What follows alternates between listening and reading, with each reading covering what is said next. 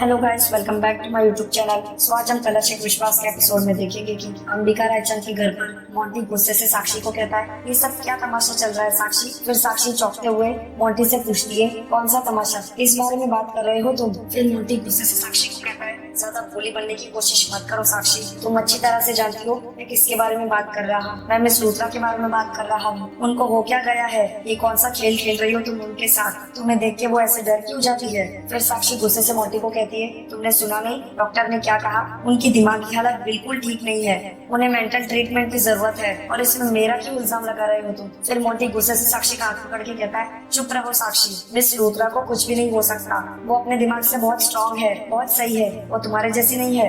I am sure तुमने उनके साथ कुछ गलत किया होगा, इसलिए वो तुम्हें देखकर ऐसे डर रही है। फिर मोंटी साक्षी से पूछता है, क्या हुआ। हाँ, फिर साक्षी मोंटी को कहती है, हाँ मैं ही पागल हूँ ना, तुम्हें पता है ना वो कुछ भी कर सकते हैं, फिर तो तुम्हारे साथ भी मैं कुछ भी कर सकती हूँ ना, तुम्हें बहुत परेशान कर सकती हूँ है ना। तुम ना सीधा सीधा मिस लूथरा के पास चले जाओ, उसकी केयर करो, उसकी देखभाल करो, और वैसे भी इस पूरे घर में एक तुम ही तो हो उनके तलवे चाटने वाले, उनके वफादार, और तुम कुछ कर भी नहीं सकते, किसी लायक ही नहीं हो तुम। इतना बोल के साक्षी गुस्से से वहां से चली जाती है। मालिनी के घर पर निवेदिता मालिनी को कहती है, I will do exactly that, great idea. फिर मालिनी गुस्से से निवेदिता से पूछती है, अब कौन सा आइडिया आया है तुम्हारे दिमाग में। फिर निवेदिता गुस्से से मालिनी को कहती है, वही आइडिया जो तुमने दिया अभी मुझे, देविका की आत्मा से छुटकारा पाने के लिए, साक्षी को मार डालो। Why didn't I think of this? मुझे यही करना चाहिए था। अगर मैं साक्षी को तड़पाऊंगी तो देविका की आत्मा भी तड़पेगी, and I hate that girl, जितना वो तड़पेगी उतना ही मेरे दिल को सुकून मिलेगा। अगर मैं साक्षी को मार दूंगी तो देविका की आत्मा अपने आप उस शरीर को छोड़ देगी, वो भी खत्म हो जाएगी। I really want her to die. It's a brilliant idea. Oh my god, ना रहेगा शरीर ना रहेगी आत्मा। हाँ, that's exactly what I am going to do. फिर निवेदिता मालिनी को डराते हुए उसकी गर्दन के इधर चूल्हा दिखा रही होती है और गुस्से से कहती है, बट यू खबरदार, जो तुमने अपना मुंह किसी के सामने खोला, क्योंकि मैं बहुत ही चालाकी से सारा इल्जाम तुम पर डाल दूंगी। मैं कहूंगी कि सब कुछ तुमने कहा था, it is all because of you, और ऐसा चार्ज लगेगा तुम पर, फिर तुम अपना करियर हमेशा हमेशा के लिए भूल जाना, समझ गई ना। फिर निवेदिता खुद से ही कहती है, मरना होगा, अब उसका मरना बहुत जरूरी है। Sorry Sakshi, but you will have to die now, तुम जिंदा नहीं रह सकती। I am gonna have to kill you, unfortunately यही एक ऑप्शन रह गया है। You going to die, you going to die. इतना बोल के निवेदिता चूल्हा फेंक देती है नीचे, और मालिनी निवेदिता का ऐसा बर्ताव देखकर काफी ज्यादा डर जाती है। अंबिका रायचंद के घर पर रवि और अंबिका के कमरे में रवि उदास बैठा होता है खिड़की के साइड। फिर अंबिका चाय लेकर आ जाती है। फिर अंबिका रवि को कहती है, रवि चाय अपने लिए बना रही थी, सोचा तुम्हारे लिए भी बना लूं। फिर रवि अंबिका को कहता है, thank you so much Ambika, actually मुझे चाय की बहुत जरूरत थी, मेरा सर फटा जा रहा है। फिर अंबिका रवि से पूछती है, क्या हुआ रवि, परेशान हो किसी बात को लेकर। फिर रवि अंबिका को कहता है, नहीं एक्चुअली वो घर का एक मेंबर, उसकी हालत ठीक नहीं है, मेरा मतलब है मिस लूथरा, सोच रहा था कि क्या किया जाए जो उनकी तबीयत ठीक हो जाए, बस और कुछ नहीं। फिर अंबिका रवि को कहती है, हाँ सीरियसली मिस लूथरा की हालत ठीक नहीं है, मैंने कल रात में तुमसे कहा था ना कि उनको हमें डॉक्टर के पास दिखाना ही होगा, और अच्छा किया जो तुमने आज डॉक्टर को बुला लिया, वैसे भी डॉक्टर ने भी कहा है कि वो। फिर रवि अंबिका को कहता है, नहीं अंबिका, लेकिन डॉक्टर ने ये नहीं कहा है कि वो पागल हो गई है, और अभी भी उम्मीद है कि हम उन्हें ठीक कर सकते हैं। बस यही सोच रहा हूँ कि किस तरह और कैसे। थोड़ी सी वो जिद्दी किस्म की औरत है तो पता नहीं कैसे मानेगी। देविका, मिस लूथरा ने बहुत कुछ किया है हमारे परिवार के लिए, इंसानियत के नाते बस यही सोच रहा था कि जो कुछ भी किया है उन्होंने, उसके बदले में मैं क्या कर सकता हूँ। आई होप तुम बिल्कुल भी बुरा नहीं मानोगी। फिर अंबिका रवि को कहती है, नहीं नहीं, इसमें बुरा मानने की क्या बात है, मैं समझती हूँ उन्होंने इतना सब कुछ किया है तुम्हारे लिए। इनफैक्ट मुझे लगता है तुम्हें क्या, हम सबका फर्ज बनता है कि हम उनके लिए कुछ करें। फिर अभी अंबिका को कहता है, थैंक यू अंबिका मुझे समझने के लिए। एक्चुअली यू नो अंबिका, बचपन से लेकर ने एक ही चीज सिखाई थी मुझे, अगर कोई इंसान तकलीफ में हो तो उसकी हेल्प करनी चाहिए, और इंसानियत के नाते हमारा फर्ज बनता है कि हम मिस लूथरा की हेल्प करें ताकि वो ठीक हो जाए। फिर अंबिका रवि को कहती है, हाँ तुम बिल्कुल ठीक बोल रहे हो, और वैसे भी ये मेंटल प्रॉब्लम कोई छोटी मोटी प्रॉब्लम थोड़ी ना है, बहुत ही खतरनाक बीमारी है। फिर रवि अंबिका को कहता है, एग्जैक्टली मैं भी यही सोच रहा था, वो क्या है कि मिस लूथरा थोड़ी सी जिद्दी है, समझ नहीं आ रहा कि मैं ऐसा क्या करूँ कि वो हॉस्पिटल जाने के लिए तैयार हो जाए। अगर हम टेस्ट नहीं कराएंगे तो मालूम नहीं चलेगा उनका जो इलाज है वो कैसे कैसे शुरू करे, व्हाटएवर आई मीन, कुछ समझ में नहीं आ रहा मुझे। फिर अंबिका रवि को कहती है, रवि मैंने ना कहीं सुना था कि कुछ अच्छा करने के लिए अगर कहीं झूठ बोल दिया जाए तो इसमें कोई बुराई नहीं है। फिर रवि अंबिका से पूछता है, क्या मतलब क्या है तुम्हारा? फिर अंबिका रवि को कहती है, मेरा मतलब है कि तुम उन्हें मत बताओ ना कि तुम हॉस्पिटल लेकर जा रहे हो, उन्हें बिना बताए ले जाओ और फिर वहाँ डॉक्टर से कहो कि वो 2-3 दिनों में अपने ऑब्जर्वेशन में रखेंगे। फिर डॉक्टर खुद ही डिसाइड कर लेंगे कि उन्हें क्या करना है। फिर रवि अंबिका को कहता है, एक्चुअली क्या है कि मैं इस मामले में मिस लूथरा से झूठ नहीं बोल पाऊंगा, कुछ और सोचना पड़ेगा, एक्सक्यूज मी। इतना बोल के रवि वहाँ से चला जाता है। फिर अंबिका टेंशन में अपने मन में कहती है, अब क्या करूँ, रवि तो मेरी बात सुनने को तैयार ही नहीं है, तो फिर मैं निवेदिता से अपना बदला कैसे पूरा करूंगी? नहीं, चाहे कुछ भी हो जाए मुझे रवि को कन्विंस करना ही होगा। साक्षी अपने कमरे में कपड़े तय मार रही होती है, मेरे इतने में निवेदिता आ जाती है उसके कमरे में। निवेदिता साक्षी के रूम का दरवाजा बंद कर देती है। निवेदिता साक्षी के पास बाजू में आकर बैठ जाती है। जैसे ही साक्षी निवेदिता को देखती है वो डरकर खड़े होकर उससे पूछती है, निवेदिता तुम यहाँ पे क्या कर रही हो? फिर निवेदिता साक्षी को कहती है, बहुत खूबसूरत लग रही हो तुम Sakshi, you are looking so beautiful, जैसे बुझने से पहले एक जलता हुआ दिया लगता है, बिल्कुल वैसे ही, नाइस ड्रेस साक्षी। फिर साक्षी अपने मन में कहती है, ये कैसी अजीब बात कर रही है और ऐसे मुस्कुरा रही है जैसे बहुत कॉन्फिडेंट हो।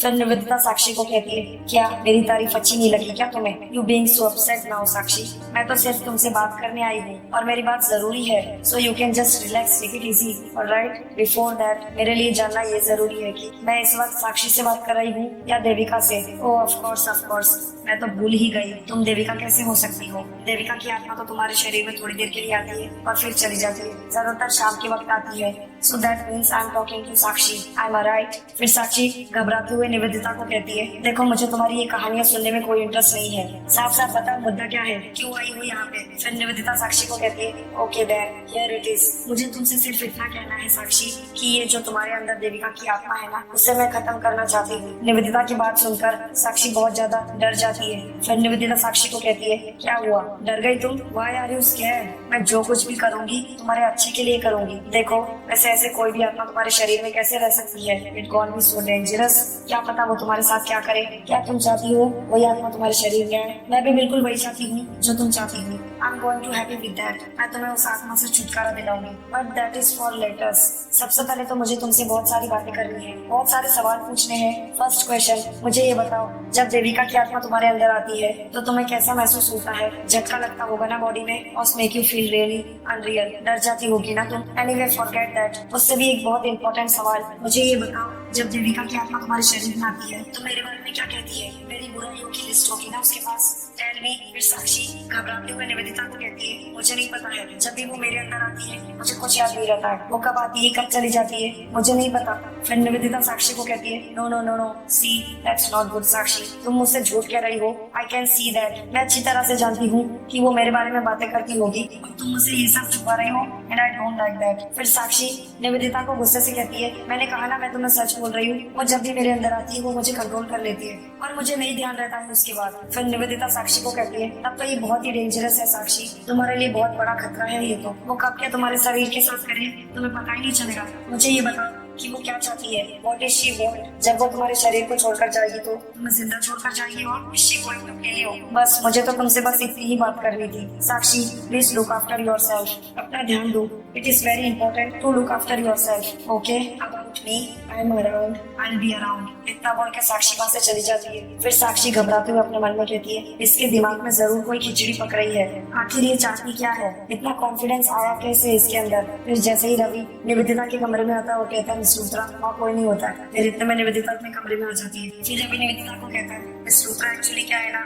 मैं आप ही से मिलने आया था, क्या हुआ आप ठीक तो है? अरे फाइन। फिर निवेदिता रवि को कहती है, या आई एम फाइन, बाय। फिर रवि निवेदिता को कहता है, एक्चुअली वो क्या है, मुझे आपसे बात करनी थी, डॉक्टर ने आपसे मिलने के बाद कहा है कि आपकी दिमाग की हालत थोड़ी सी एक्चुअली नाजुक है, मेरा मतलब है कि आप ठीक हो सकती है, उसने कहा है। आपको उनके साथ चलना होगा, कुछ टेस्ट है वो हम करवा लेंगे, उससे मालूम चल जाएगा कि एग्जैक्टली प्रॉब्लम क्या है इसके पीछे। फिर निवेदिता गुस्से से रवि को कहती है, तुम्हें भी लगता है क्या हमें डॉक्टर से मिलना चाहिए? फिर रवि निवेदिता को कहता है, हाँ अगर हम चल के मिल ले तो इसमें हर्ष क्या है, फ्यू टेस्ट उसके बाद आप बिल्कुल भी। फिर निवेदिता गुस्से से रवि को कहती है, जस्ट स्टॉप इट रवि, मुझे नहीं समझ में आ रहा कि आप लोग को हो क्या गया है, I am sick of everyone. किस तरह से तुम सब मेरे सामने देखते हो, मुझे क्या समझते हो मैं अच्छी तरह से देख सकती हूँ, आई डोंट लाइक इट, मैं पागल नहीं हूँ and I will not go for doctor, और तुम भी चले जाओ यहाँ से, जस्ट लीव। फिर निवेदिता अपने मन में कहती है, ओ गॉड मैंने ये क्या कर दिया, रवि से इतनी बुरी तरह से बात की। रवि जैसे ही जाने लगता है निवेदिता उसका हाथ पकड़ लेती है। निवेदिता आप होकर रवि को कहती है आई एम सॉरी, मुझे तुमसे इस तरह से बात नहीं करनी चाहिए थी,